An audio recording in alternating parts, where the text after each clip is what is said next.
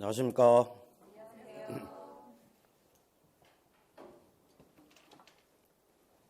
저는 공인중개사 법령 및 실무를 강의하는 신정환입니다.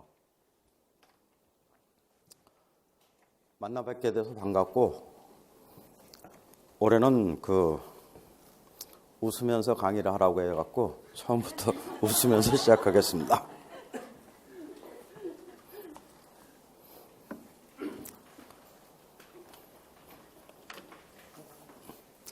30회 강의를 하고서 강사들이 강의 평가를 이렇게 쭉 점검을 합니다. 점검을 하는데 주로 초창기에 이 강의를 적응하기가 조금 어려웠다, 이런 얘기들이 많이 있고, 또 이 초창기에 너무 인상을 쓰고 강의를 해갖고 좀 무서웠다, 이런 얘기들이 많이 있었습니다. 그래서 올해는 처음에 조금 부드럽게 접근할 수 있게끔 유도를 하고, 또 처음부터 웃으면서 강의를 하도록 하겠습니다. 먼저 이제 첫째 시간이기 때문에 이 공인중개사 법령 및 실무가 어떠한 과목이고, 또 어떤 내용으로 이루어져 있고, 공부를 하실 때 어떠한 내용에 주안점을 둬서 공부를 하셔야 되는지, 이 전체적인 내용을 살펴보고 넘어가도록 하겠습니다. 먼저 이제 공인중개사 시험제도, 이번이 이제 31회 시험입니다. 31회 시험인데 열심히 공인중개사 공부를 하시는데, 여기에 이제 한참 피크 때는 큰 강의실이 꽉 찹니다. 그리고 이제 시험장에 가서 시험을 보면은 공인중개사 이제 자격증을 취득하게 됩니다.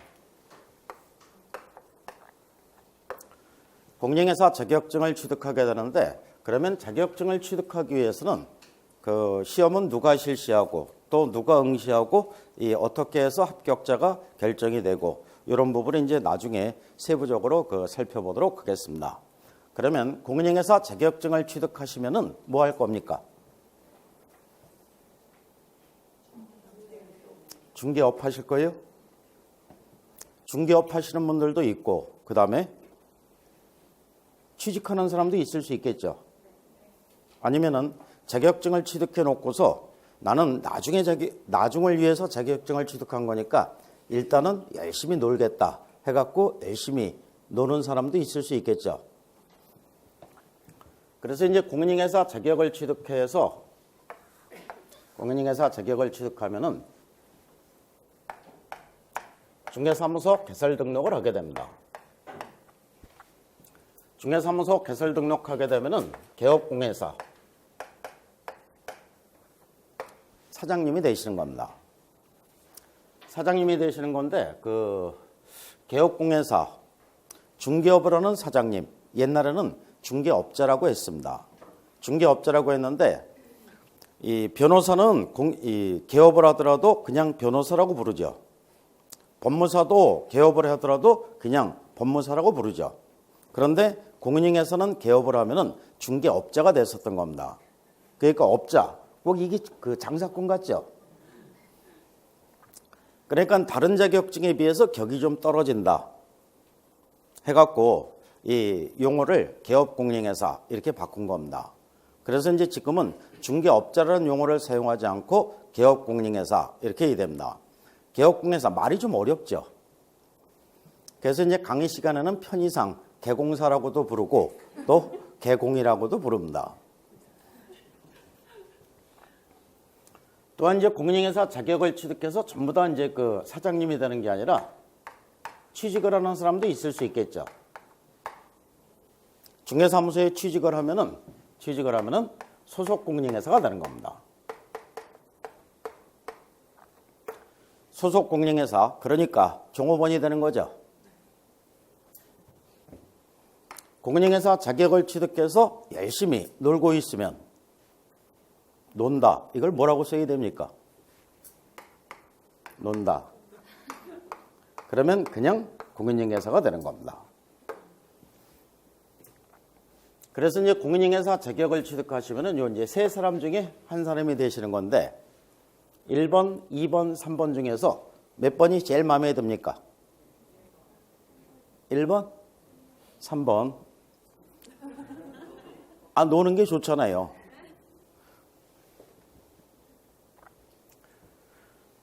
이렇게 해서 이제 그 세 사람 중에 그 한 사람이 되시는 겁니다. 그래서 이제 이 개업공예사가 되시는 건데, 이 사장님이 되시는 겁니다. 이 개업공예사의 업무는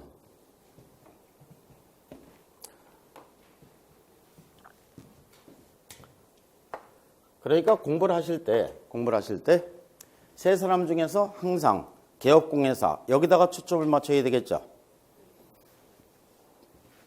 그러니까 나는 공인중개사 자격을 취득하고 나서 열심히 놀 거다. 그러면은 공인중개사 법령 공부할 내용이 없습니다. 소속 공인중개사가 될 거다. 그러면은 이 조금만 공부하시면 됩니다. 개업공예사가 될 거다. 그러면은 많이 공부하셔야 되고, 이 공인중개사 법령 및 실무가 주로 이 개업공예사 여기다가 초점이 맞춰진 겁니다. 그러면 개업공예사 오늘은 이제 오리엔테이션이니까 전반적인 내용을 살펴보는 우리나라 개업공예사들은 부동산 중개업을 하는데 초점이 맞춰지죠. 중개업 외에 다른 일을 안 하죠. 근데 이제 선진국 개업공예사들은 활동 영역이 상당히 넓어집니다. 그래서 이제 부동산의 관리 대행이라든가, 이 부동산의 관리 대행이라는 것은 내가 예를 들어서 이 다음에 퇴직을 한 다음에 원룸주택을 구입을 했습니다. 원룸주택을 구입해서 부동산 임대업을 하는 겁니다. 그러면은 이 임대업이 쉬울 것 같지만은 이것저것 신경 쓰이는 일이 많죠. 임차인들 나간다고 하면 주기적으로 임대를 놔야 되고, 그 다음에 어디 고장났다고 하면 쫓아다니면서 보수도 해줘야 되죠. 매월 관리비도 받아서 정산해 줘야 되죠. 근데 이제 평생 직장생활만 했기 때문에 이제 좀 쉬고 싶은 겁니다. 근데 허구한 날 임차인 때문에 쫓아다녀야 되는 거죠. 그래서 이거를 이제 이 개업공예사한테 위임을 하는 겁니다. 이 원룸주택의 임대 관리를 네가 대신해 주면은 내가 한 달에 100만 원씩 줄게. 이렇게 하는 겁니다. 그리고 나는 놀러만 다니고 이 개공사가 임대 관리를 대신해 주는 겁니다. 그 다음에 이제 부동산 컨설팅, 그 다음에 분양대행 이렇게 되는데, 이 분양대행이라는 것은 우리나라는 이 건설회사에서 아파트를 져갖고 자기네들이 직접 분양을 하죠. 그런데 건설회사는 건물을 짓는 게 베테랑이지 분양을 하는 게 전문가들 아니죠. 분양의 전문가들, 팔아먹는 데 전문가들은 누굽니까? 개공사예요. 그래서 이제 이 분양 대행이라든가 경매, 공매, 입찰 대리라든가, 그래서 이제 선진국 개업공예사들은 활동량이 상당히 넓어집니다. 그래서 이 부동산에 대한 종합 서비스를 제공해주는 이런 역할을 하게 됩니다. 근데 우리나라 개업공예사들은 부동산 중개업 여기에만 이제 초점을 맞추게 되는데, 부동산 중개업만 해갖고는 먹고 살만 하다는 얘기죠. 그러다 보니까 다른 쪽으로 영역을 확장시키지 않는 겁니다. 그렇기 때문에 나머지는 전부 다 누가 합니까? 자격증이 없는 무자격자들이 하게 되죠. 무자격자들이 하게 되니까는 이 분양 대행 쪽에서 이 사기 사건이 발생이 되는 경우가 많이 있게 되고, 이런 이제 불상사가 발생이 되는 겁니다. 그래서 이제 공인중개사 숫자가 점차 늘어나게 되면은 이 개업공예사들 활동 영역이 이런 식으로 이제 이 확장이 된다는 얘기입니다. 그러니까 지금 공인중개사 자격증을 취득해 놓으면은 앞으로 전망은 비교적 좋다는 얘기죠. 그러니까 이번 시험에 꼭 공인중개사 시험에 합격하시라는 얘기입니다. 그러면 이제 공인중개사 시험에 합격하기 위해서는 시험에 합격을 해야 되는데, 이 시험 과목 이미 알고 계시죠? 1차는 두 과목, 부동산학 개론, 민법 및 민사특별법. 2차가 제가 담당하고 있는 공인중개사 법령 및 중개실무, 그 다음에 공시세법, 부동산 공법 이렇게 되는데, 여기서 이 공시법과 세법이 다른 영역인데도 불구하고 한 과목으로 구성이 되어 있기 때문에 강의는 이 두 개를 분리해서 하죠. 그래서 1차 2과목, 2차 4과목 이렇게 해서 이제 강의가 진행이 되는데 부동산학 개론을 빼고는 나머지 전부 다 뭡니까? 법과목입니다. 그렇기 때문에 서로 연관되는 내용들이 상당히 많습니다. 그래서 이제 그 민법을 공부하다가 잘 몰랐는데 법령 및 실무를 공부하면서 이 내용을 정확하게 아는 이런 경우가 있게 되고, 또 법령 및 실무를 공부하다가는 잘 몰랐는데 부동산 공법을 공부하면서 또 정확하게 아는 이런 내용들이 있게 됩니다. 그래서 이제 서로 연관이 되니까는 1, 2차를 같이 공부해 갖고 충분히 합격할 수 있는 이런 자격증이 되는 겁니다. 이번 그 30회 시험에서는 법령 및 실무, 제가 이제 그 공인중개사 법령 및 중개 실무를 담당하니까는 중개 실무 쪽에서 뭐 법정지상권이라든가 아니면은 부동산 실명제라든가 주택임대차보호법, 상가임대차보호법, 요거는 민법 영역이죠. 그래서 민법에서도 출제가 되고 중개 실무에서도 출제가 됩니다. 어떤 게 더 어려웠을까요? 중개 실무에서 출제가 된 문제가 훨씬 어려웠습니다. 민법에서 출제가 된 것보다 이 중개 실무에서 출제가 된 문제가 훨씬 그 어렵게 출제가 됐는데, 요즘에 그 문제 추세 자체가 1차는 비교적 좀 쉽게 내고 2차는 좀 어렵게 낸다. 요게 이제 그 요즘의 추세고, 또한 30회 시험은 법령 및 실무가 어렵게 출제가 되는 해였습니다. 그러다 보니까는 조금 이제 어렵게 출제가 됐는데, 그래서 30회 시험은 공인중개사 법령 파트는 쉬웠습니다. 공인중개사 법령 및 실무는 크게 3편으로 구성이 되는데, 공인중개사 법령이 있게 되고 부동산 거래 신고 등에 관한 법률이 있고 그 다음에 중개 실무가 있게 됩니다. 이렇게 이제 3파트로 구성이 되는데, 공인중개사 법령은 비교적 쉽게 출제가 되고 부동산 거래 신고 등에 관한 법률과 중개 실무 이쪽이 비교적 어렵게 출제가 됩니다. 어렵게 출제가 돼갖고 저는 시험 문제를 처음 받아보고 깜짝 놀랐습니다. 이 정도면은 점수가 잘 안 나올 것 같은데, 그러면 이거 전부 다 떨어지는 거 아니니? 상당히 긴장을 했었는데 점수를 이렇게 전부 다 개봉하는 거 보니까는 그래도 문제는 어려웠어도 점수들은 잘 나왔더라고요. 그만큼 공부를 열심히 하셔서 그런 거죠. 그러니까 제 입장에서 보면 수험생들은 이 문제는 못 풀 것 같다 이렇게 생각했음에도 불구하고 이거를 다 풀었더라고요.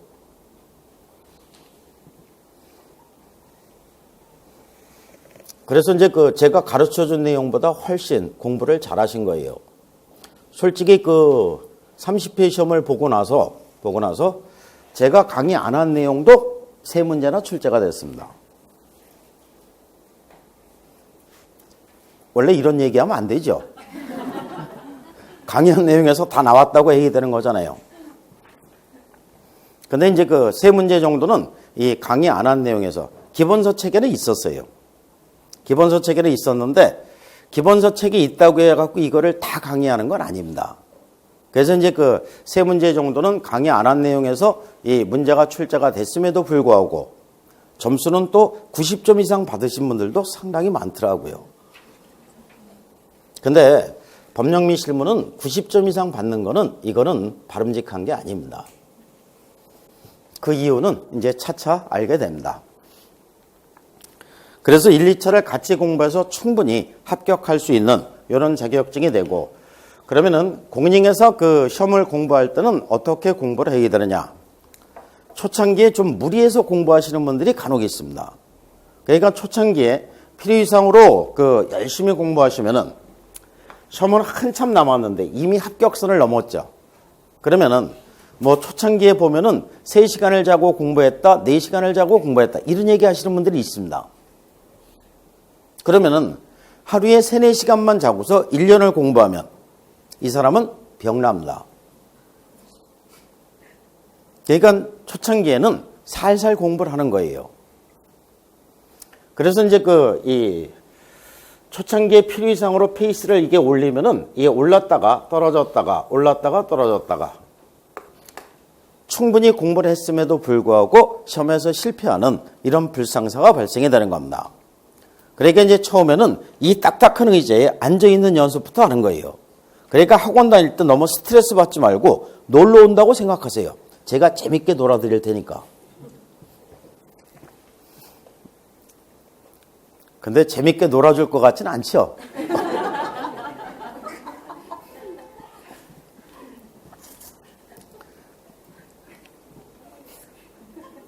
다른 강사들에 비해서 좀 딱딱한 편이잖아요.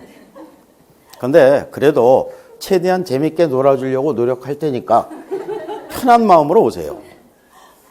편한 마음으로 오셔갖고 서서히 공부가 시작이 되는 겁니다. 서서히 공부가 시작이 돼서 이 시험일에 임박해서 집중력을 발휘하시는 분들이, 그러니까 이 시험에 임박해서 이 공부를 최대한 해갖고 합격선을 살짝 넘고 그 다음에는 깨끗하게 잊어버리는 겁니다.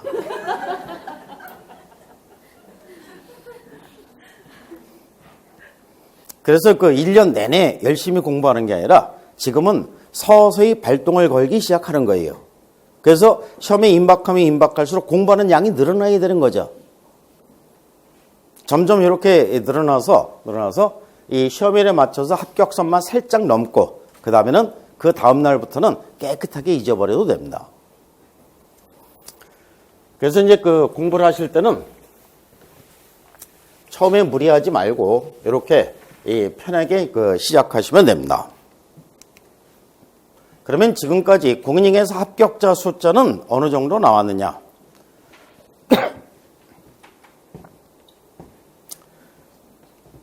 여기 뭐 25회 시험까지는 합격자 숫자가 상당히 적었는데 최근에 와서 합격자 숫자가 많이 늘었죠.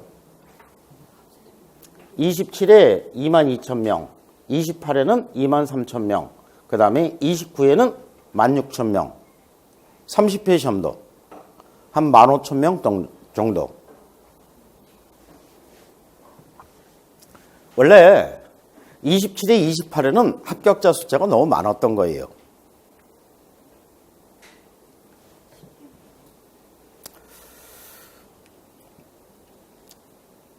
이게 이제 그 23,000명, 22,000명 이렇게 되면은 합격률이 몇 프로가 되느냐면 한 30%가 됩니다.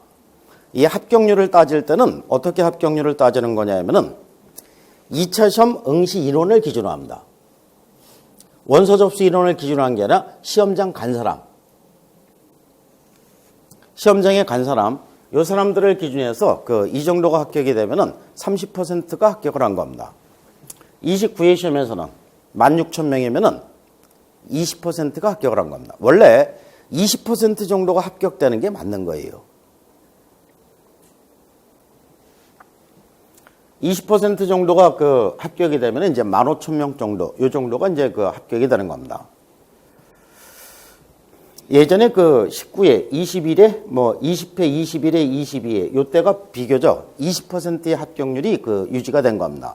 그러다가 이게 산업인력공단에서 이제 그 시험을 시행하면서 이 난이도 조절을 잘 못하는 거예요. 그래서 이제 시험이 조금 이렇게 그 어렵게 출제가 돼서 합격률이 줄어들었다가 그 다음에 이제 여기서 이제 최근에 합격자 숫자가 늘어납니다. 그러다 보니까 합격자 숫자가 늘어나니까는 누가 반발할까요? 기득권층에서 반발하겠죠. 당연히 반발하지. 우리도 먹고 살 게 없는데 그렇게 자꾸 뽑아놓으면 어떡하니? 우리 세종시에 모여서 데모하겠다. 이렇게까지 이제 협박을 하는 겁니다. 그래서 이제 올 초에 공인중개사협회 그 회장이 그 당선이 됐는데 그 투표해갖고 이제 당선이 되는 거예요.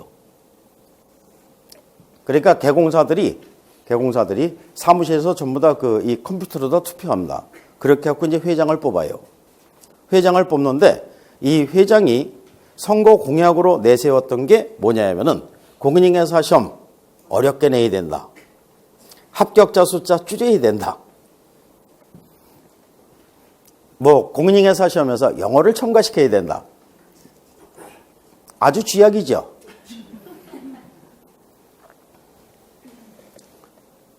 그러니까 이렇게 이 선거 공약을 내세우니까 그냥 당선이 됩니다. 그러니까 전반적으로 그 공인중개사 자격을 취득한 사람들이 합격자 숫자가 너무 많다고 생각을 하는 거죠. 자기네들도 먹고 살 게 없는데 너무 많다는 얘기입니다. 그러다 보니까 이제 이 29회 시험에서 20% 정도 이렇게 이제 떨어지는 거예요. 그러면 이번 30회 시험도 역시 마찬가지가 되겠죠. 근데 기득권층에서 이렇게 반발을 한다고 하더라도 합격자 숫자가 급격하게 줄지는 않습니다. 그러니까 20% 정도는 유지가 돼요. 지금까지 이제 공인중개사 시험을 봐온 이 역사를 보면은 그 85년도에 1회 공인중개사 시험을 시행하는데 이때는 한 6만 명 정도가 합격을 합니다. 지금까지 그 공인중개사 시험 합격자 수 중에서 가장 많이 합격한 게 1회예요. 그러니까 처음 시행되는 거니까는 그 전에 이제 자격증 없이 중개업을 하던 사람들, 이 사람들한테 전부 다 자격증을 주기 위해서 시험을 쉽게 낸 거죠. 그리고 이제 2회부터 9회까지 총 합격자 숫자를 더하면은 2만 명 정도가 나옵니다. 그나마 이제 그 10회 시험부터 합격자 숫자가 늘어나게 되고 10회 시험부터 공인중개사 시험은 매년 시행을 합니다. 그래서 저도 강의를 요 10회 시험부터 시작을 한 겁니다. 그러니까 제가 강의한 이후로 합격자 숫자가 많이 늘어난 거예요. 좋은 일이죠. 그래서 이제 공인중개사 시험을 잘 시행을 하다가 말썽이 된 게 14회 시험부터 말썽이 됩니다.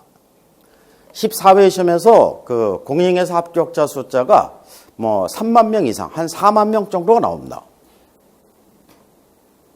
근데 왜 이렇게 합격자 숫자가 많이 나왔냐면은 문제가 오류가 생겼습니다. 문제가 오류가 생겨서 부동산 공법에서 4문제를 전체를 다 맞게 해주고 2문제는 복수 정답을 인정해 줍니다. 그러니까 10점 정도를 공짜로 다 주는 거죠. 그러니까 합격자 숫자가 이렇게 많이 늘어납니다. 그러니까 기득권층에서 반발하겠죠. 그래서 이제 공인중개사협회에서 상당히 반발합니다. 너네들이 문제를 잘못 출제해갖고 합격자 숫자가 과다 배출이 됐고 그래서 우리 기득권을 침해했으니까 우리 헌법 소원을 제기하겠다. 그러니까 산업인력공단 쫄았죠. 원래 쫄면 안 되는데 그 당시만 하더라도 쫄았어요. 그래서 이제 15회 시험을 시행하는데 15회 시험에서는 전국적으로 한 1000명 정도가 합격을 합니다. 그러니까 4만 명을 합격시켰다가 1000명이 합격하면 이건 곤란한 거죠. 근데 이 산업인력공단 멍청이들은 수험생들이 반발할 거는 생각을 못한 겁니다. 그래서 이제 전국의 수험생들이 전부 다 여의도로 모입니다. 여의도로 모이는데 지방학원들에서는 이제 버스를 공짜로 이 대전을 해줍니다. 그래서 이제 전부 다 여의도로 모이는데 한 2만 명 정도가 모였습니다. 2만 명 정도가 모이는데 이 2만 명, 뭐 요즘에 이 집회할 때 뭐 100만 명 이렇게 얘기하는데 저는 상상이 안 가는 숫자입니다. 2만 명만 모여도 이게 숫자가 엄청나더라고요. 그 당시에 이제 노무현 대통령 시절입니다. 이제 노무현 대통령이 사법고시 출신이죠.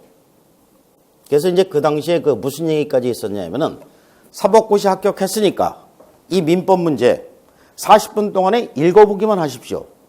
다 잊어버렸으니까 정답 찾으래 소리는 안 할 테니까 40분 안에 읽어만 보십시오. 읽을 수 있나? 그만큼 문장이 길게 나온 거예요. 그러니까 안 뽑으려고 작정을 하고 낸 거죠. 그래서 이제 안 되겠다 싶어서 15-1 추가 시험을 봅니다. 이거 데모해갖고 15-1 시험 본 거예요. 그 다음부터는 15-1부터는 산업인력공단이 불시를 받습니다. 너네들은 시험을 관리할 능력이 안 된다.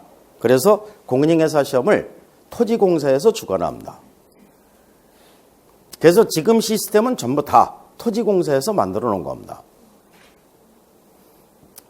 산업인력공단에서 이제 그 시험을 시행하면서 옛날에 13회 시험에서는 시험지 부족 사태도 생깁니다. 왜 시험지 부족 사태가 생기냐면은 원래 공인중개사 시험의 응시율은 뭐 원서 접수 35만 명 했다고 하지만 이 사람들이 다 시험장에 가는 거 아니죠. 응시율은 60% 정도만 응시를 합니다. 그러니까 시험지를 70%만 인쇄를 한 거예요. 완전 사기꾼이죠. 그러니까 응시료는 다 받고 인쇄는 70%란 거예요. 그러니까 이 산업인력공단은 시험을 주관을 해갖고 여기서 이제 그 돈을 벌어갖고 먹고 사는 단체다 보니까는 이런 꽁수를 쓴 거예요. 근데 이제 문제가 생긴 거는 일반 시험장에서는 문제가 안 생겼는데 학원에서 단체 접수란 그 시험장이 있습니다. 단체 접수란 이 시험장은 결시율이 없죠. 학원 다니면서 1년 동안 공부했는데 결시 안 합니다. 그래서 이제 이런 데서 이제 시험지가 부족한 거예요. 그러니까 다른 데서 공수해갖고 시험을 보고 별 혼란을 다 겪습니다. 그리고 이제 시험 관리를 잘못해갖고 그 시험 문제 유출 사고도 일어납니다.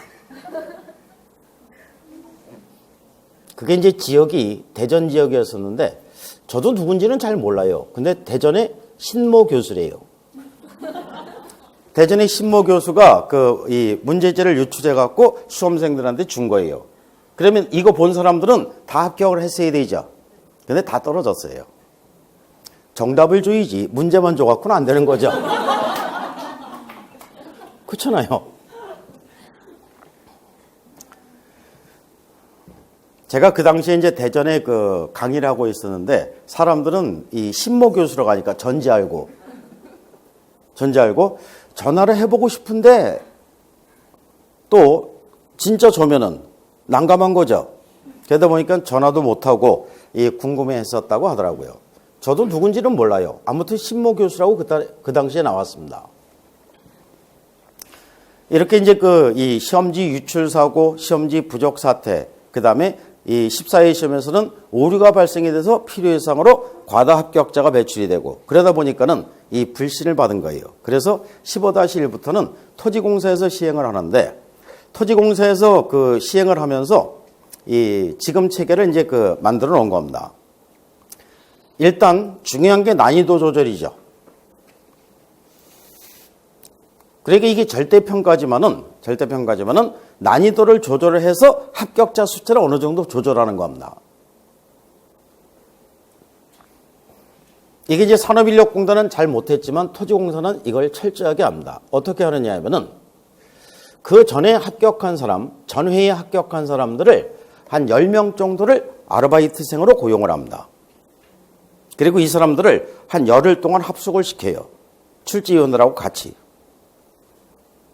그래서 이제 문제를 출제해서 이 사람들한테 먼저 보이는 겁니다. 이렇게 해서 이제 요 문제로 시험을 봤을 때 합격률은 어느 정도가 나온다. 이걸 정확하게 체크하는 거예요. 정확하게 체크를 하는데 이게 정확하게 또 맞습니다. 그때의 그 합격률이 보통 20%를 기준으로 했습니다. 그러니까 이 20%가 기득권층도 반발할 수 없고 시험생도 반발할 수 없는 적당한 수준이 된다는 얘기죠. 그래서 이제 그 이후로 20% 수준에서 합격률이 결정된 경우가 상당히 많습니다. 그러다가 이제 토지공사에서 시행을 하다가 몇 번 시행을 하고서 잡음 없이 깔끔하게 시행을 합니다. 근데 이 토지공사가 원래 공인중개사 시험을 시행하는 기관은 아니죠. 토지공사는 땅 밀어서 먹고 살아야 되는데 이 공인중개사 이 시험을 시행하니까 무슨 현상이 생기냐면은 시험 보고 나서 토지공사에 전부 다 그러니까 이 시험이 문제 없이 진행이 되더라도 시험에 떨어진 사람들은 불만이죠. 그러다 보니까는 토지공사에다 항의하고 이렇게 하다 보니까는 이 홈페이지가 다운되고 이런 현상이 생기는 겁니다. 원래 어른들이 말이 많죠. 그래서 이제 안 되겠다 싶어서 다시 산업인력공단으로 넘깁니다. 그래서 이제 산업인력공단에서는 토지공사에서 만들어 놓은 요 시스템을 그대로 갖다가 이제 그 시험을 시행을 하는 겁니다. 그래서 지금도 난이도 조절을 비교적 잘해요. 잘했는데 산업인력공단은 뭐 인력이라든가 이런 부분에서 한계가 있기 때문에 그 옛날 토지공사처럼 그렇게 철저하게 하지는 않습니다.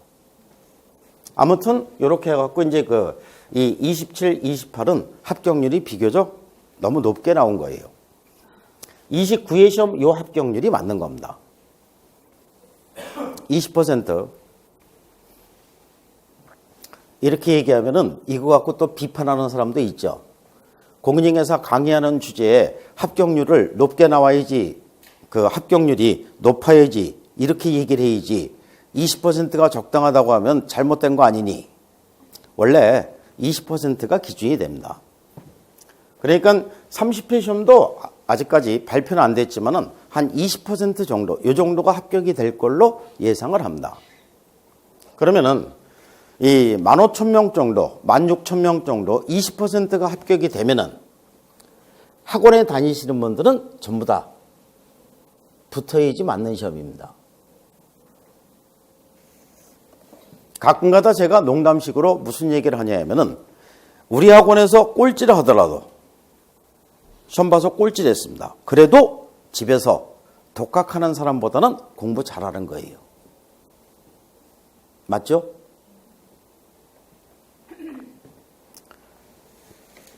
공인중개사 공부하는 방법은 여러 가지 방법이 있을 수 있겠죠. 뭐 책 사갖고 독학하는 사람도 있고, 그 다음에 요즘에 이제 공인중개사 강좌가 인기가 좋다 보니까는 텔레비전에서도 전부 다 나오죠. 텔레비전 강의를 통해서 공부하는 사람도 있고, 또 요즘에 이제 그 인터넷 강의가 유행이다 보니까 인터넷을 통해서 공부하는 사람도 있고, 그 다음에 여기 오신 분들처럼 전문학원 강의를 직접 와서 강의를 들으시는 분들도 있습니다. 이 중에서 가장 이상적인 방법은 여기 오신 분들처럼 전문학원 강의를 들으면서 공부를 하시는 게 가장 이상적인 방법입니다. 그러니까 가장 좋은 방법을 선택하신 거죠, 지금. 그러니까 지금부터 시험 볼 때까지 꾸준히 학원만 다니면 전부 다 무난하게 합격하는 자격증입니다. 떨어지면은 공부를 잘못하신 게 아니라 학원 선택을 잘못하신 겁니다. 근데 학원 선택은 이미 잘하신 거니까 대한민국에서 최고의 학원입니다.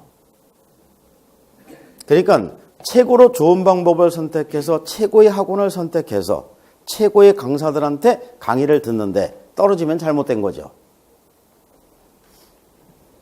그래서 이제 그 전체 그 학원에 다니는 숫자가 엄청 많을 것 같지만은 학원에 다니는 숫자는 그렇게 많지는 않습니다. 요즘에는 학원 강의를 통해서 공부하시는 분들보다 인터넷을 통해서 공부하시는 분들이 훨씬 많죠. 근데 이제 이 인터넷을 통해서 공부를 하실 때는 이게 이제 인터넷으로 나가니까는 이 인터넷을 통해서 공부하시는 분들 비판할 수는 없는 거죠. 인터넷을 통해서 공부하실 때는 아주 마음을 독하게 먹어야 됩니다. 그러니까 학원은 그냥 가방 들고 나오기만 하면 되죠. 그러면 강사들이 알아서 이게 착착해 줍니다. 근데 인터넷은 이 모든 거를 자기 혼자 다 계획하고 해야 되는 거죠. 그러다 보니까는 하루에 4시간씩 꼬박꼬박 1년 가까이 인터넷을 통해서 강의를 듣는 게 이게 쉬운 게 아니죠. 저도 이제 가끔가다 강의를 하고서 아까 이제 3문제 정도는 제가 강의를 안 한 내용에서 나왔다고 했죠. 그러면 이제 다른 강사들은 이 부분을 강의를 했나? 시험 보고 나서 전부 다 체크를 합니다. 체크를 하는데, 그래서 이제 다른 사람 강의를 인터넷을 통해서 다 이렇게 들어봐요. 근데 그 사람들도 역시 강의 안 했더라고요. 그래서 이제 이렇게 이제 강의를 들어보는데 인터넷 강의를 듣는 게 그렇게 쉬운 건 아니더라고요. 저는 이제 한 시간 정도는 집중해서 듣더라고요. 근데 이제 두 번째 강의를 들을 때는 강의는 돌아가는데 저는 다른 생각을 하고 있더라고요.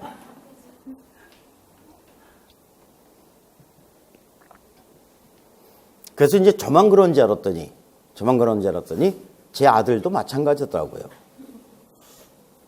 학교에서 뭐를 인터넷으로 그 강의를 들으라는 이 숙제가 있나 봐요. 그러니까 그걸 틀어놓고 다른 짓을 하고 있더라고요. 그래서 이제 조금 간섭해서 야, 저걸 틀어놓고 다른 짓 하면 어떡하니? 그러니까 저건 그냥 돌아가면 되는 거래요. 그러면 강의를 들었다는 그 표시가 되잖아요. 그래서 이제 인터넷을 통해서 이 공부를 할 때는 아주 독한 마음을 먹고서 정확한 시간 딱딱 지켜서 공부를 하셔야 효율적으로 공부가 되는 겁니다. 그래서 이제 공인중개사 합격자 숫자는 이렇게 되고, 그러니까 올해도 뭐 한 20% 정도, 요 정도가 이제 합격이 되게끔 난이도를 조절할 겁니다. 그러면 이제 제가 담당하고 있는 공인중개사 법령 및 실무, 난이도는 어떻게 출제가 되느냐?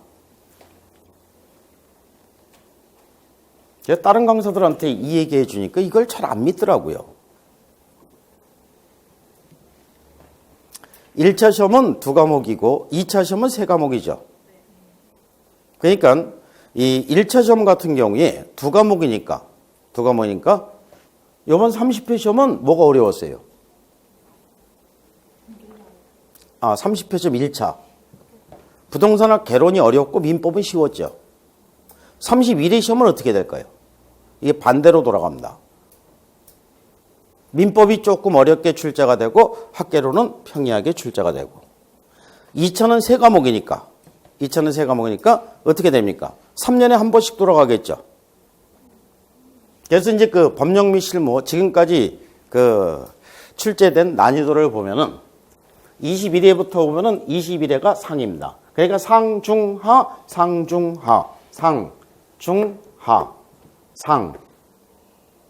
중. 그러니까 30회 시험은 법령 및 실무가 어려웠던 시험입니다. 그래서 이 법령 및 실무는 3배수로 어렵게 출제가 됩니다. 3배수. 그러니까 제가 강의한 이후로 12회 시험, 15회 시험, 그 다음에 18회 시험, 21회 시험, 24회 시험, 27회 시험, 그 다음에 30회 시험이 어렵게 출제가 되는 해입니다. 그러니까 이번 31회 시험은 난이도가 중이죠. 제가 강의한 이후로 이 룰은 맞았어요. 그래서 원래 이 3배수 시험, 30회 시험이라든가 아니면 27회 시험, 24회 시험, 21회 시험 요때 강의할 때는 제가 상당히 긴장을 많이 합니다. 그게 옛날에 15회 시험 때문에 그런 겁니다. 그러면 15회 시험에서 전체 합격자 숫자가 1000명밖에 안 나왔다고 했죠. 그러면은 15회 시험에서는 왜 이렇게 합격자 숫자가 적게 나왔냐? 결국은 법령 및 실무가 문제가 됐던 겁니다. 법령 및 실무가 60점을 넘은 사람이 없어요. 그러다 보니까 대부분 이제 떨어지는 겁니다. 이번 31회 시험은 그렇게 이제 어렵게 출제가 되는 해는 아니니까 적어도 30회 시험보다는 쉽다는 얘기입니다. 그래서 이제 이 무난히 공부하시면 누구나 다 고득점으로 합격할 수 있는 이런 시험이 되는 겁니다. 그러면 이제 이 법령 및 실무는 몇 점을 맞아야 되느냐?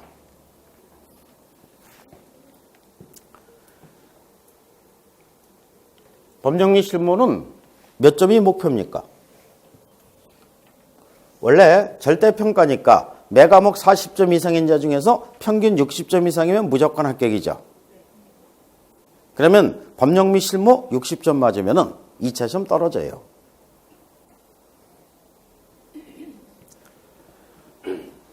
그래서 이제 법령 및 실무 딱 한 과목만 갖고 당락을 좌우해 보면은 다른 이제 두 과목은 무시하고 법령 및 실무가 70점 미만으로 나오면은 70점 미만으로 나오면은 합격률은 5% 이하입니다. 대부분 떨어진다는 얘기예요. 왜 이런 현상이 생기냐면은 2차 세 과목을 공부해 보면은 그나마 법령 및 실무가 가장 공부할 만한 과목이고 가장 쉬운 과목이에요. 그래서 이제 수험생들은 소위 효작 과목이라고 얘기하죠. 그러면 법령 및 실무가 60점대가 나왔으면 다른 2차 두 과목은 60점이 안 되는 과목이 나타난다는 얘기죠. 그 부족한 점수는 법령 및 실무에서 충분히 보완을 해줘야 평균 60점이 되는데 법령 및 실무에서 60점대가 나오면 집 앞그릇 하기 바쁘니까 남줄 점수가 없는 거죠.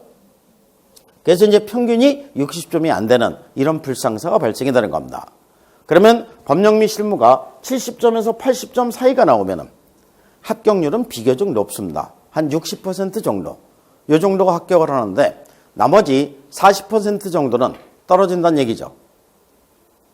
그러면 법령 및 실무가 80점 이상으로 나오면 2차 시험 합격률은 거의 100%입니다. 80점 이상이 나오면 여기서 20점 이상이 남죠.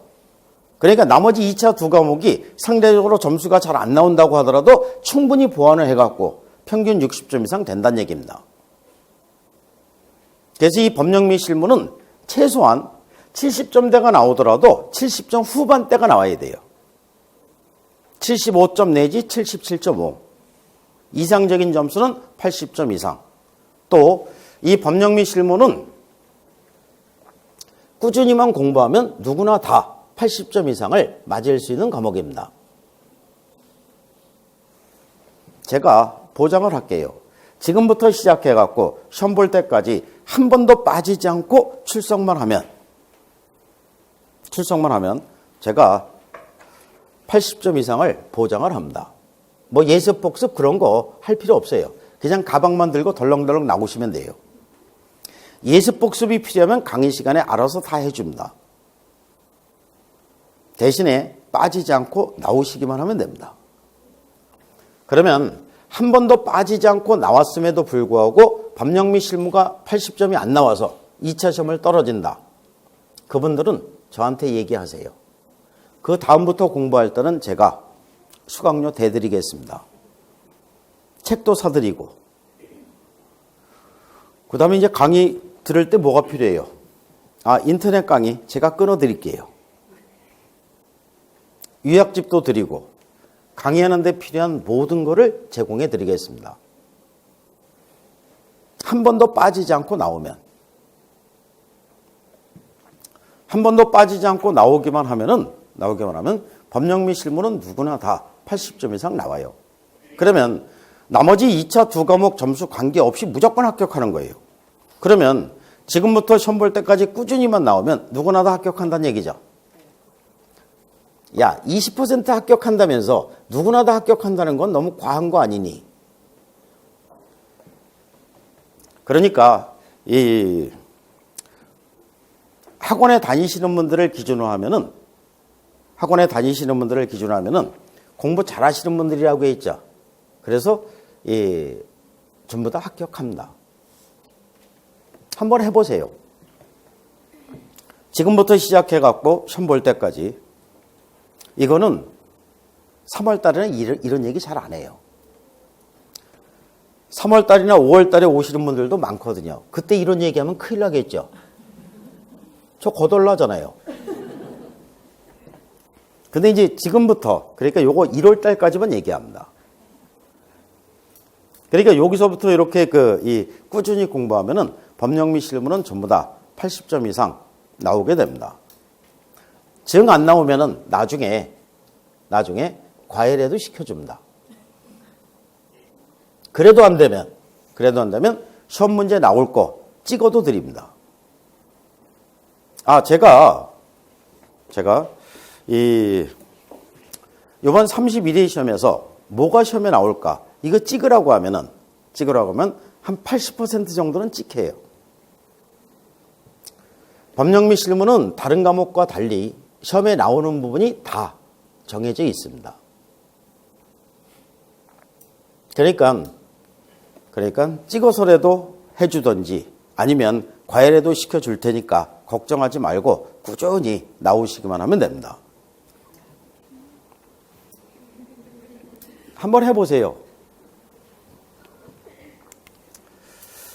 그래서 이제 그 법령 및 실무는 실제 시험을 보면은 대개 이제 한 4가지 정도, 요 정도에 이제 그 초점을 맞추게 되는데, 먼저 법령 내용이 원문 그대로 옮겨져서 문제가 나오는 이런 경우가 많습니다. 우리나라의 이 공인중개사 법령, 이거를 전문으로 전공한 사람은 없어요. 그래서 대개가 강사들이 이제 추측을 하는 거예요. 추측을 하는데, 법령 및 실무 출제위원은 뭐를 전공한 사람이 출제로 들어갈까? 법령을 전공한 사람은 없으니까. 그래서 이제 그 문제를 보고서 이걸 추측하는 거예요. 그런데 대부분 민법을 전공한 사람이 출제로 들어갑니다. 민법을 전공한 사람이 출제로 들어가는데 연세는 많으신 분, 적으신 분? 많으신 분. 문제가 고리타분해요. 그래서 이제 이렇게 추측하는 겁니다. 만약에 민법을 전공한 사람이 출제로 들어가지 않으면은 주택임대차보호법, 상가임대차보호법, 법정지상권, 뭐 부동산 실명제 이런 거를 문제를 제대로 못 내겠죠. 이게 민법 파트니까. 그리고 이제 연세가 많으신 분이라는 게 어디에서 나타나냐면은 예를 들어서 이제 묘지관계를 문제를 낸다. 그러면 이제 분묘기지권을 한물 간 거예요. 지금은 장사등기란 법률이 적용되는 겁니다.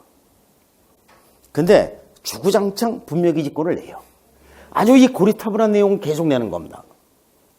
그 이제 연세가 많으신 분들은 옛날에 공부할 때 분묘기지권을 많이 공부했죠. 근데 그 당시에는 장사등기란 법률이 없었거든요. 그러니까 장사등기란 법률을 문제를 내려면 공부를 다시 해서 내야 되는 거죠.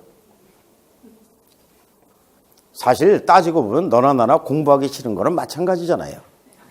아무리 교수라고 하더라도 공부하기 싫은 거는 마찬가지예요. 그러다 보니까 이제 옛날에 배웠던 이 내용을 계속 내니까 문제가 좀 고리타분한 이런 문제들이 많다는 얘기입니다. 그래서 이제 공부하실 때 공인중개사 법령 원문 내용을 많이 읽어보시는 게 좋다는 얘기입니다. 그 다음에 이제 두 번째는 이 판례를 그대로 옮겨서 문제를 만드는 이런 경우도 많이 있게 됩니다. 그러면은 법령을 그대로 옮겨서 문제를 만드는 사람하고 판례를 그대로 옮겨서 문제를 만드는 사람하고 누가 더 똑똑해 보입니까? 판례 옮긴 사람이 좀 똑똑해 보이지 않습니까? 그렇잖아요. 그러니까 이 부동산 중개업에 대한 우리나라 대법원 판례는 한 60개 정도가 있습니다. 이거는 거의 매 시험마다 나온다고 생각하시면서 읽어보셔야 된다는 얘기죠. 그렇다고 이 판례를 컴퓨터에서 별도로 검색을 해서 읽어봐야 되느냐? 그건 아니에요. 나중에 이제 기본서가 나오면은, 기본서가 이제 한 500페이지에서 600페이지 이렇게 해서 이제 기본서가 나오면은 시험에 나올 만한 판례는 그 기본서에 다 들어가 있습니다. 그러니까 그거 읽으면 되는 거지. 컴퓨터에서 별도로 검색해서 읽어볼 필요는 없다는 얘기입니다. 그 다음에 이제 시험에 출제가 되는 부분이 거의 정해져 있다. 나중에 이제 기본서 책이 나오면은 단원별로 이 출제표가 있습니다. 출제표가 있는데 그 표는 대부분 맞습니다. 그러니까 이번 31회 시험도 그 룰로 출제가 된다는 얘기죠. 이거는 변형이 될 수 없는 겁니다. 물론 이제 한두 문제 정도는 조금 차이가 있을 수 있겠죠. 예를 들어서 이제 이 토지거래 허가제에서 그동안 이제 한 문제 출제가 되다가 이번 30회 시험에서는 두 문제가 출제가 됐습니다. 요런 차이는 있어요. 요런 차이는 약간씩 있는데 시험에 나오는 부분은 거의 다 정해져 있다는 얘기입니다. 그 다음에 이제 네 번째는 기출문제 지문이 이 기출지문이 계속 반복해서 출제가 된다는 이런 특징이 있게 됩니다. 기출문제 지문이 계속 반복해서 출제가 되는데 공인중개사 시험이 이제 30회 시험까지 치르는데 15회 시험은 불상사가 생겨서 2번 봤다고 했죠. 그러니까 지금까지 공인중개사 시험은 총 31번 시행한 겁니다. 매 시험마다 40문제씩 출제가 됐습니다. 지금까지 나왔던 총 문제 숫자는 맞아요? 1240문제. 법령 및 실무에서 1240문제가 출제가 됐다? 새로운 문제 없어요. 이 아무리 쥐어짜도 새로운 문제 없어요. 그러니까 나왔던 지문이 계속 반복해서 출제가 된다는 특징이 있게 되는 겁니다. 그러니까 이거는 제가 출제 이후에라도 마찬가지일 것 같아요. 예를 들어서 법령 및 실무에 대해서 잘 몰라요. 전공이 아니니까. 민법 전공자가 들어간다고 했죠. 잘 모르는 파트를 공정성을 기할 수 있기 때문에 이 사람들이 출제인으로 위촉되는 겁니다. 그러면 문제를 출제하는데 잘 모르는 거 자기가 창작을 해서 지문을 만들다 보면 이게 오류가 생길 가능성이 높죠. 강사들도 그 초창기에는 그런 경우가 많이 생기거든요. 그러니까 요거를 보고서 이렇게 해서 이제 지문을 만들었어요. 근데 이게 다른 면에서 보면, 다른 측면에서 보면은 잘못된 지문이 되는 거죠. 그렇기 때문에 지문을 창조해내는 게 부담스럽다는 얘기죠. 그럼 문제를 내는 방식은 기존에 나왔던 지문들 쭉 있으니까 요거 갖다가 똑같이 내면은 뺏겼다고 흉볼 테니까 조금만 바꾸는 거죠. 그래서 이제 극단적으로 쉽게 바꾸는 사람은 어떻게 바꾸냐면은 그 전에 있다 이렇게 해갖고 맞는 지문이었어요. 그러면 이번에는 없다 해갖고 틀린 지문. 아주 간단하잖아요. 문제 내기 쉽지. 이렇게 해갖고 문제가 만들어지는 경우가 많습니다. 그러니까 이 최근 기출문제 지문을 많이 읽어보시는 게 좋다는 얘기죠. 근데 이제 기출문제 지문이 이제 반복해서 출제가 된다고 하니까 또 어떻게 접근하시는 분들이 있냐면 이 지문을 외우시는 분들이 있습니다. 근데 똑같이 안 나오기 때문에 이거 외우시면 안 돼요. 이게 왜 맞고 왜 틀린지를 생각하면서 읽어보셔야지 비슷하게 지문이 나왔을 때 대처할 수 있는 거죠. 그래서 이제 법령 및 실무는 이 공부를 하실 때 항상 이런 점에 주안점을 둬서 공부를 하셔야 되고 이 기출문제 지문만 완벽하게 접근하더라도 한 80% 정도는 여기서 걸립니다. 그래서 이제 법령 및 실무는 항상 이런 점에 이제 주안점을 둬서 이 공부를 하셔야 되는 겁니다. 그럼 이제 법령 및 실무를 강의를 할 때는 어떻게 강의를 하느냐? 원래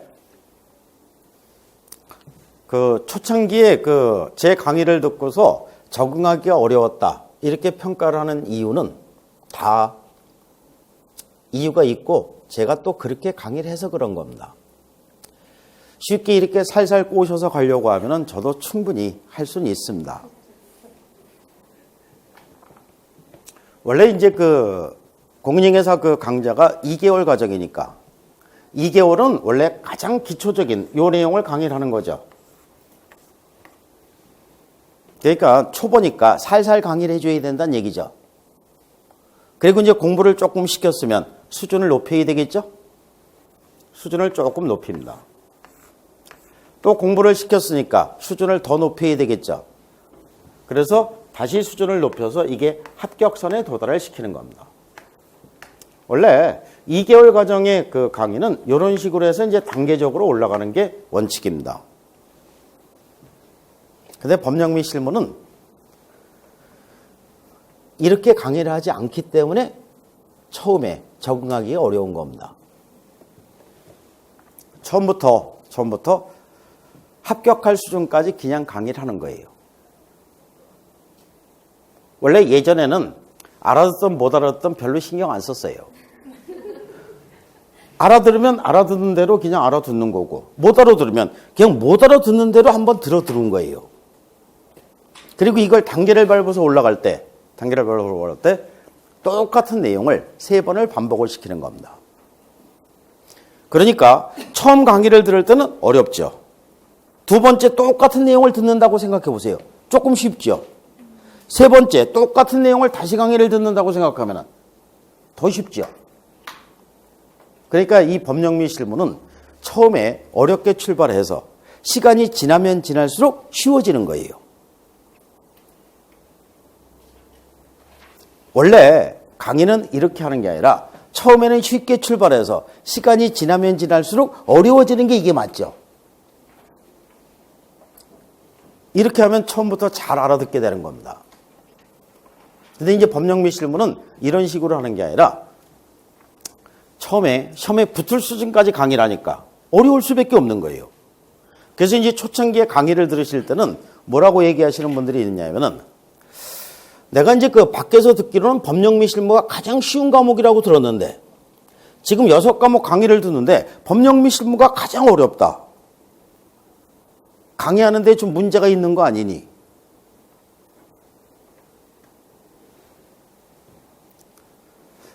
참 이렇게 어려우면은 옆반으로 가야 되는 거 아니니? 강사들한테는 아주 치명적인 소리죠. 그러면 잘 참고 들으시라고 얘기합니다. 그냥 시험은 한참 남았으니까 그냥 들어두시라고. 근데 나중에 한 7월달, 8월달 이쯤 가갖고는 야 그래도 못 알아들어도 그냥 들어두니까는 7, 8월달에 이게 귀가 확 트이는 거예요. 완벽하게 정리가 되는 겁니다. 그 다음부터 이거는 무너지지가 않습니다. 그래서 이제 그 강의하는 방식이 이렇게 단계를 밟아서 올라가는 방식도 있지만은 이 방식도 있는데 저는 공인중개사 시험 공부는 이 방식이 옳다는 나름대로의 확신을 갖고 있습니다. 지금까지 계속 이렇게 해서 강의를 해왔고 그래서 법령미 실무 점수 잘 나왔고 그래서 제가 처음에 공부하시는 분들한테는 인기가 별로 없지만 합격하신 분들한테는 인기가 좋습니다.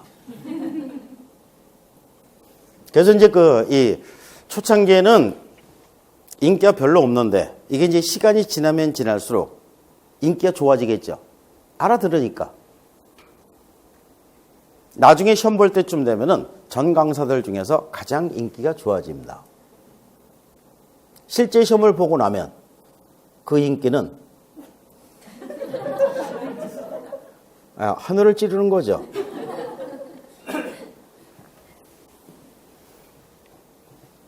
원래 공부를 하실 때 이 방법이 사실 맞아요.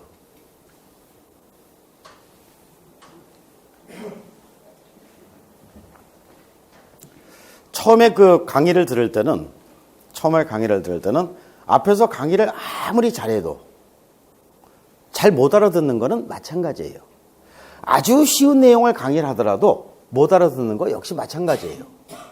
그러면 쉬운 내용을 해도 잘 못 알아듣고 어려운 내용을 해도 잘 못 알아듣고 그러면 까짓거 그냥 어려운 내용 시험에 붙을 수준까지 다 얘기해 주는 거죠.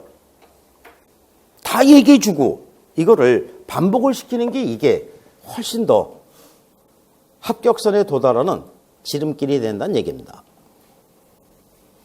근데 요즘에는 초창기에 너무 어렵게 하니까 안 되겠더라고요. 그래서 이 입문과정은 쉽게 하겠습니다. 쉽게.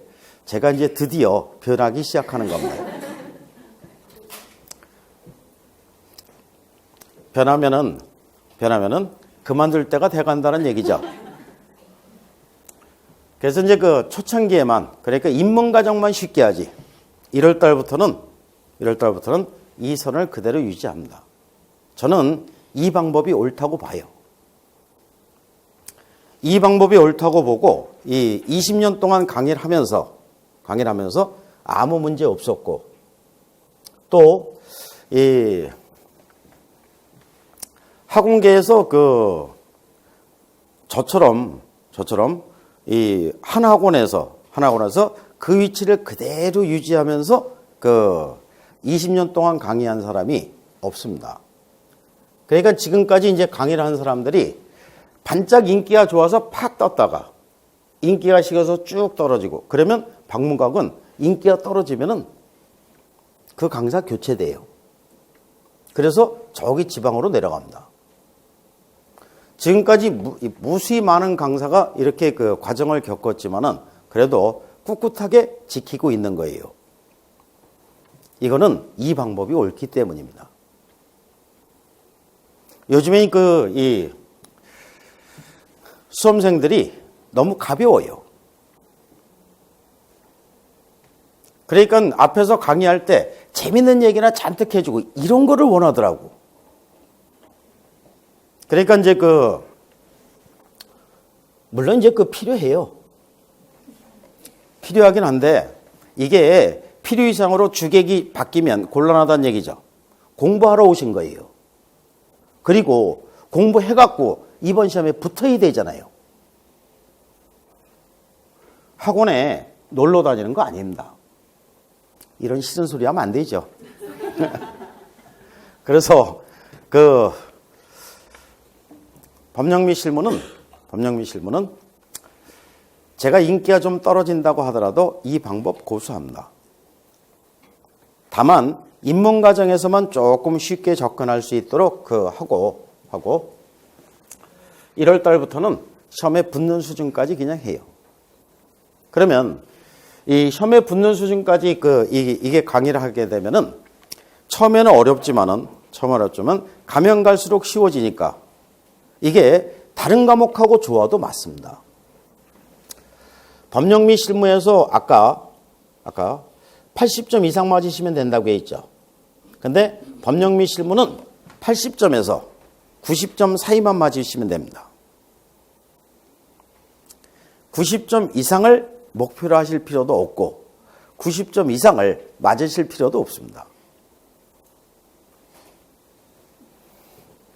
법령미 실무에서 90점 이상을 맞으려면은 저는 이제 강의하는 내용이 요만큼을 강의를 합니다.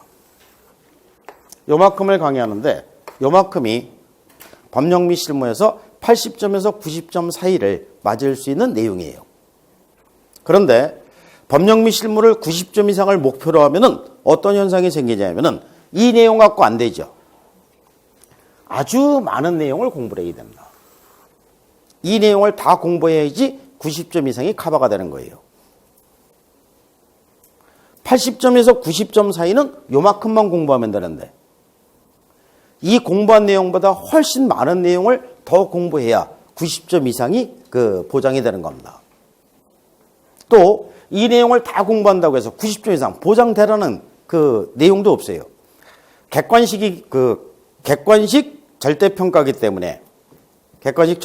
때문에 이 시험 난이도로서 합격자 숫자를 조절한다고 했죠. 그러면 법령미 실무에서 100점이 나오고 나머지 2차 두 과목은 40점을 받는다. 합격이죠? 180점. 이게 산수가 잘 안 돌아가요?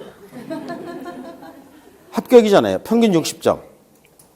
그러면 이 사람이 현업에 가서 의뢰인에게 충분한 서비스를 제공해 줄 수 있을까요? 아니라는 얘기예요. 법령미 실무만 잘해갖고 충분한 서비스를 제공해 줄 수 있는 게 아니라 공법도 잘해야 되고 공시세법도 잘해야 되는 거죠. 그러니까 법령미 실무에서 필요 이상으로 고득점이 나오는 것, 이건 시험 정책에서 잘못된 거예요. 그렇기 때문에 이 문제를 출제할 때 의식적으로 틀리라고 내는 문제가 있다는 얘기죠. 그러면 90점 이상을 목표로 하면은 틀리라고 내는 이 문제를 맞춰야 되는 거예요. 이 문제는 사실은 어디에서 나올지도 모르는 거예요.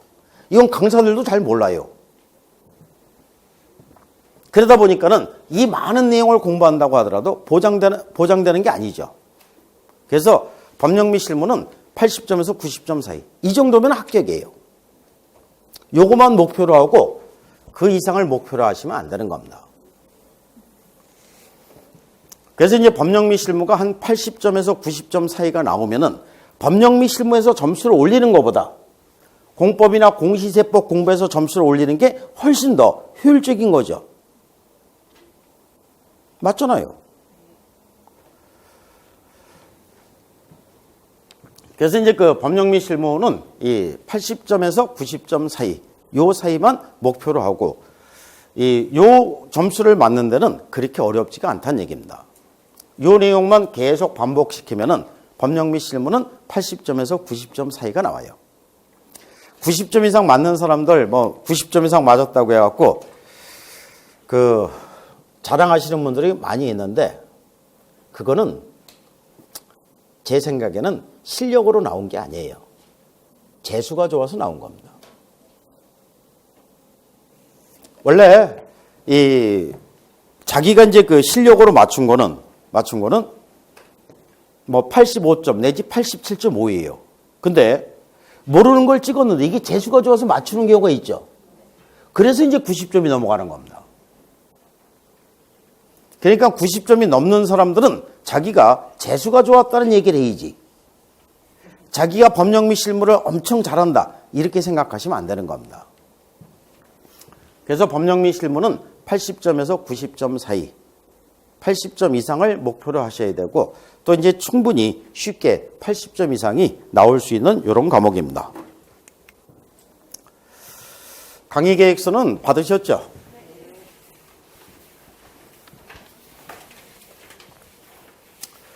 첫째 시간이기 때문에 이제 그 공인중개사 그 시험에 대한 전반적인 내용을 살펴봤고, 그 다음에 이제 진도를 나가는데 요거는 쉬었다가 하겠습니다.